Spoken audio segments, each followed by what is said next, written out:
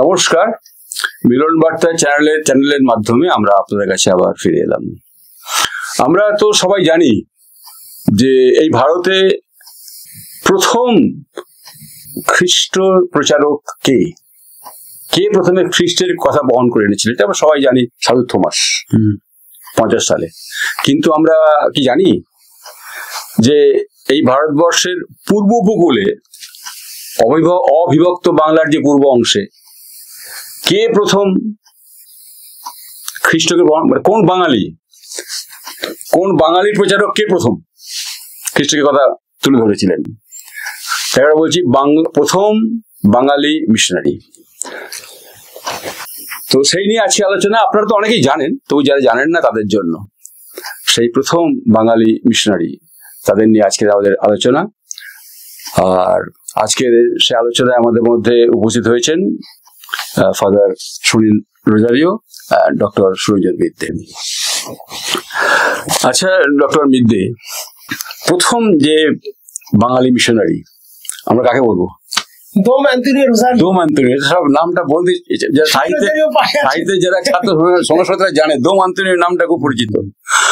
আচ্ছা, এই যে দোম অ্যান্টনিও, এই যে নাম দেখছি আমরা, তো এই দোম অ্যান্টনিও এই শব্দটা কি এলো কি করে, মানে নামটা এলো কি করে? দোম কথার অর্থ হচ্ছে রাজপুত্র, ইনি ছিলেন ভূষণের রাজপুত্র, আর অ্যান্টনিও মানে সাধু অ্যান্টনির নাম। এই দুটোকে মিশিয়ে দোম অ্যান্টনিও রোজারিও। আর যিনি আগে পালন করেছিলেন, তিনি প্রথম ছোটবেলায় তিনি পর্তুগিজ হারমাদদের মাধ্যমে তিনি অপহৃত হয়েছিলেন। তিনি শেষ পর্যন্ত একজন মিশনারির কাছে গেলেন, পর্তুগিজ মিশনারি, তার নাম মানুয়েল দা রোজারিও। মানে উনি ভূষণের জমিদার, ওনাকে মগেরা আরাকানরা ওকে অপহরণ করে চলে গিয়েছিল। তারপরে মানুয়েল দা তাকে টাকা দিয়ে আবার কিনে নেন, কিনে নিয়ে ওই বাসায় রাখেন, তাই তো থাকেন। এবং লেম্যান হিসেবে 30,000 লোককে বাপ্তিস্মা। পরের ব্যাপার, পরে আসছি আমরা। কিন্তু আমি এটা যোগ করি, এটা একটা লিজেন্ড যে কখন নামটা এলো, কিভাবে এলো। আমার একটা লিজেন্ডের একটা সূত্র দেখছিলাম একটা জায়গায়, যে মানুয়েল দা যখন তাকে উদ্ধার করলেন, আসুম সাহেবকে উদ্ধার করলেন এবং তাকে খ্রিস্ট ধর্ম গ্রহণ করতে বললেন, কিন্তু ইনি তার নিজের ধর্মের প্রতি এতই তিনি মানে নিষ্ঠাবান যে তিনি কিছুতেই নিজের ধর্ম পরিত্যাগ করে খ্রিস্ট ধর্ম গ্রহণ করতে পারেননি। এবং তিনি বলেছিলেন, যেদিনে সাধু অ্যান্টনিও আমাকে স্বপ্ন দেবেন, যিশুময় দর্শন দেবেন কোনো মাধ্যমে, তখন করবো। আর একদিন রাতে তিনি সেই ঘটনা ঘটলো, মানে এটা কথিত আছে, তিনি স্বপ্ন দেখলেন যে তাকে বলছে যে তুমি খ্রিস্ট গ্রহণ করো, এবং সেদিন তার বুকের ক্রস চিহ্ন এঁকে দিলেন। আর সকালবেলা উঠে উনি মানুয়েল দাকে দেখালেন যে এই ক্রস চিহ্ন আমি প্রস্তুত, এবং তিনি গ্রহণ করলেন। এটা কথা কথিত আছে এইভাবে। তো তিনি প্রথম খ্রিস্টের প্রচার। উনি কে অপহরণ করেনি, তিনি যখন তাকে চলে গেল এবং তখন মানুয়েল তাকে যখন উদ্ধার করলেন, তারপর উনি ভূষণায় ফিরলেন কোন সময় থেকে? এখানে একটা খুব গুরুত্বপূর্ণ একটা ব্যাপার আছে, যে এই যে পর্তুগিজ ফাদার মানুয়েল দা রোজারিও, তিনি পর্তুগিজ ভাষী। তিনি তাকে পর্তুগিজ ভাষা শেখালেন, এবং তিনি একই সঙ্গে যেহেতু বাঙালি, তিনি বাংলাটাও কিন্তু শিখলেন। বাংলা এবং পর্তুগিজ দুটোই ভাষা তিনি রপ্ত করলেন এবং উচ্চ শিক্ষা নিলেন।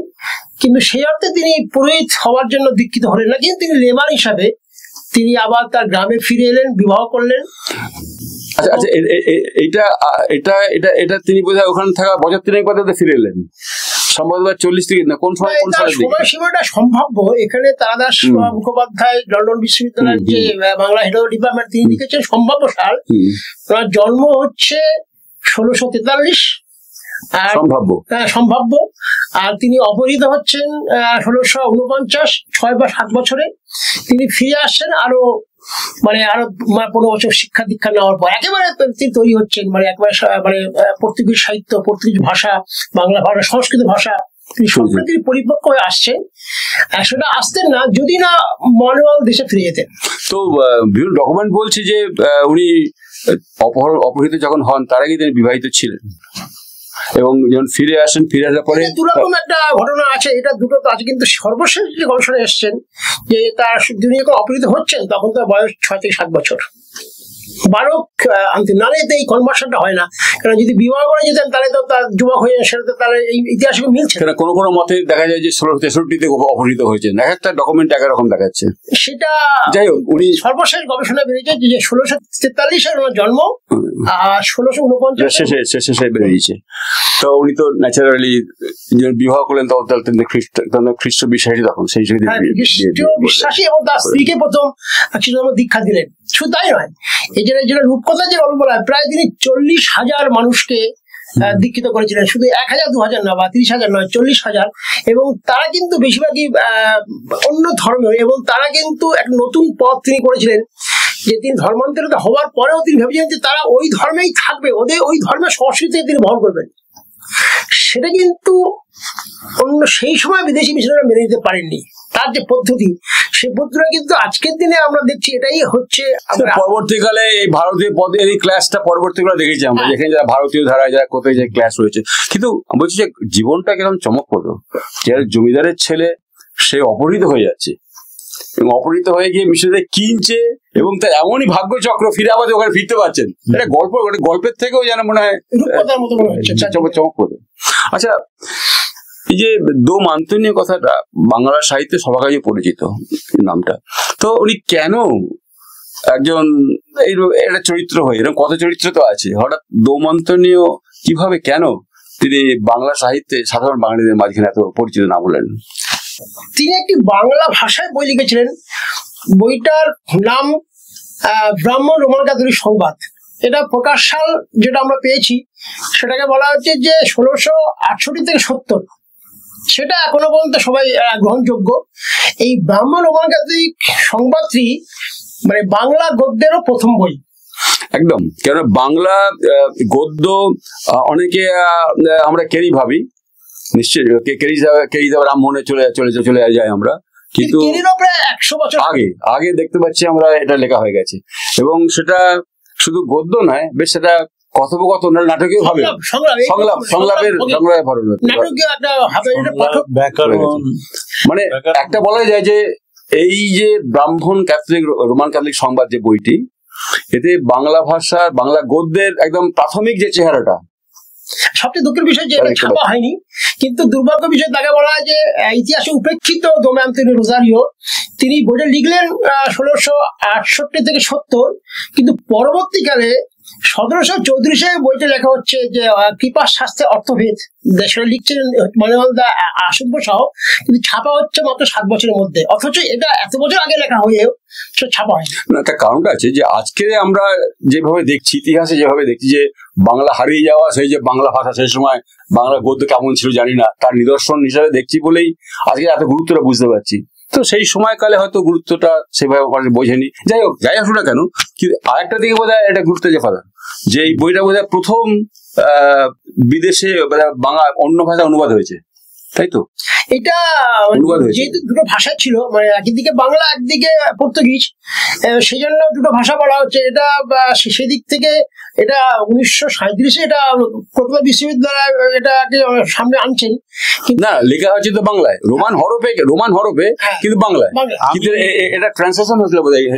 আমি যা শুনেছি, প্রভাত লুইস সরকার উনি একটা বঙ্গীয় খ্রিস্টীয় ইতিহাস লিখেছেন, আর উনি বললেন যে মোহিত রায় বলে একজন, উনি প্রথম ডম আন্টোনিওকে নিয়ে আসলেন বাংলা সাহিত্যে। ওনার একটা ছোট্ট বই আছে, তো সুরঞ্জন মিত্র জানবে, মোহিত রায় না,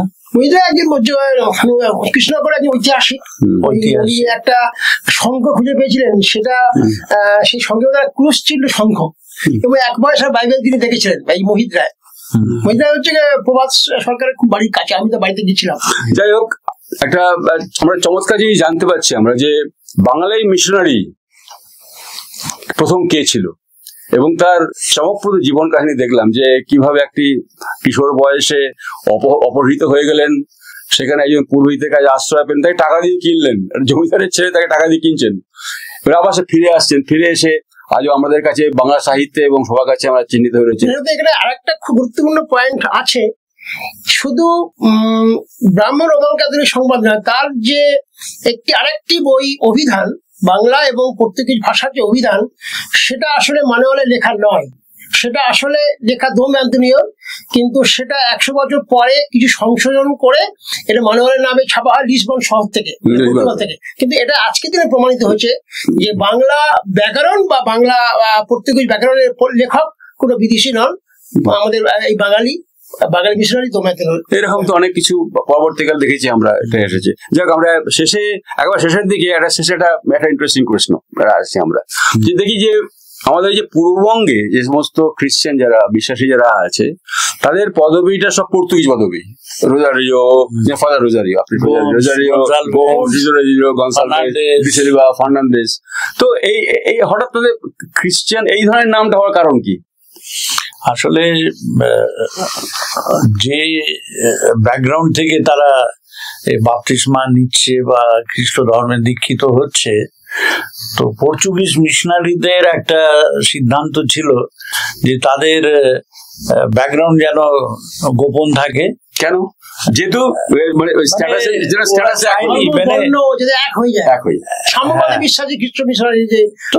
ওনারা ওই সারনেমটা তাদের যে মানে হ্যাঁ, যারা যেসব মিশনারিরা যারা রড্রিক্স ছিল যাদেরকে বাপ্তিস্মা দিয়েছে সকলের মানে রড্রিক্স করে দিয়েছে টাইটেল। এখন একটা চিহ্ন আছে, একটা জায়গার নাম পাদ্রি শিবপুর, ওটা বরিশালে ওটা রয়েছে। মানে তাহলে দেখা গেল এই যে মিশনারি চাননি যে বিভিন্ন সামাজিক যে মর্যাদার যে দিক থেকে অংশ আসছে, সেই সমাজে একে অপরের এক জায়গায় মিলতে পারে না, ভেদ আছে। কি যখন তারা খ্রিস্ট ধর্ম গ্রহণ করছে তখন তাদের যে মর্যাদা মানে সামাজিক সম্মান, সেই অর্থে তাদের পিছনের দিকটা তাদের মুছে দেওয়া হচ্ছে এখন, এবং এটা একটা বড় কারণ। এবং সেই হিসেবে আমরা দেখতে পাচ্ছি এই ধরনের পদবি সমস্ত যারা ওখান থেকে যারা বাঙালি যারা খ্রিস্টান যারা আছে তাদের এখন ওরা মুসলিম ধর্ম থেকে আসছে না হিন্দু ধর্ম থেকে আসছে, বৌদ্ধ ধর্ম থেকে আসছে জানি না। এই প্রসঙ্গে আমরা দেখছি নদীর দুপাশে 18 গ্রাম আছে, 18 গ্রাম একটা আশ্চর্য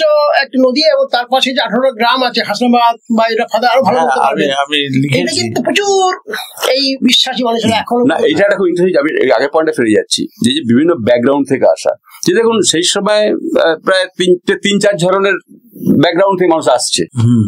আমরা দেখতে পাচ্ছি যে লো কাস্ট যারা, নিম্ন বর্ণের যারা মানুষ যারা ওই বন্দর কর্মী, যারা বিভিন্ন বন্দর থেকে যে মাইগ্রেট হয়ে যারা আসছে, তারা যারা ওইখানে যারা লোকাল যারা আছে এবং এই যে বিভিন্ন ধরনের থেকে যারা আসছে, এবং একটা মিশ্র একটা জনগোষ্ঠী সেখানে একটা তৈরি হয়ে যাচ্ছে, এবং তাদের সেই ওইটা পিছনটা মুছে তারা খ্রিস্টদের এক বিশ্বাসে তারা এক মর্যাদার অধিকারী। সবার একই বেদির তলে আমরা প্রভুজ গ্রহণ করছি, খ্রিস্টের সাম্যবাদ প্রতিষ্ঠা হচ্ছে।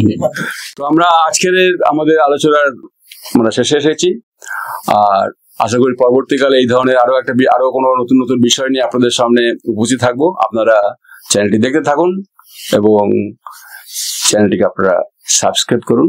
আপনাদের সবাইকে নমস্কার জানাই। নমস্কার। আমরা আমাদের আলোচনার শেষ পর্যায়ে চলে এসেছি।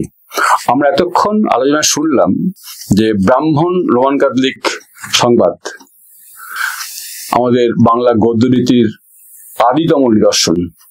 তো সেই নিদর্শনটি কেমন ছিল আমরা একটু আপনাদের জানাবার জন্য এই বইটার যে প্রথম পৃষ্ঠা, যদি কথোপকথন হিসাবে আকারে লেখা আছে, সংলাপ আকারে লেখা আছে, আমরা একটু পড়ে শোনাই।